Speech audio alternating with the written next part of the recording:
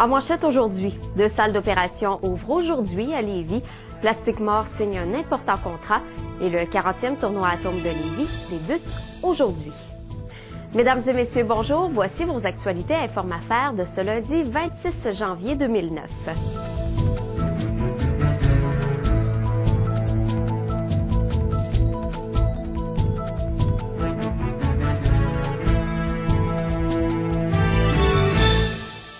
Comme on nous l'avait confirmé il y a quelques semaines, 2 salles d'opération rouvrent leurs portes aujourd'hui à l'Hôtel-Dieu de Lévis.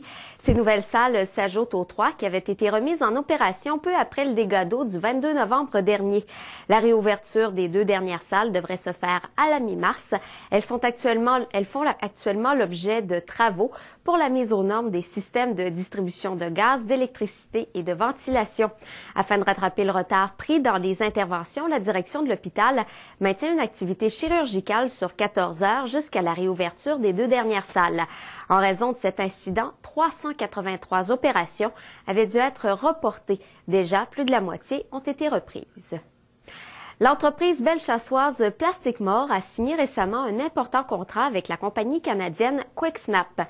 Cette entente permettra à la PME de 35 employés de produire des clips de plastique en grande quantité et rapidement. Auparavant, QuickSnap faisait affaire avec une entreprise chinoise. Cependant, cette dernière n'était pas satisfaite des rendements qu'elle obtenait. Plastic Mort produira plus de 400 000 unités de ce produit annuellement, dont une importante quantité pour l'armée canadienne. Et c'est aujourd'hui que s'ouvre le 40e tournoi international Atome de Lévis. Jusqu'au 8 février prochain, 102 équipes prendront part à l'événement. Pour la première fois depuis 40 ans, une équipe du Nunavik prendra part à l'événement. Il s'agit de l'équipe chapeautée par l'ancien hockeyeur de la LNH, Joey Juneau. Encore une fois, des équipes de l'Ontario et de la République tchèque seront de la partie.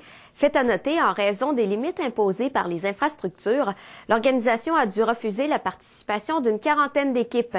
Le 30 janvier, à l'Aréna de Lévis, les amateurs de hockey pourront aussi assister à un match opposant les anciens Canadiens de Montréal aux anciens commandeurs de Pointe-Lévis.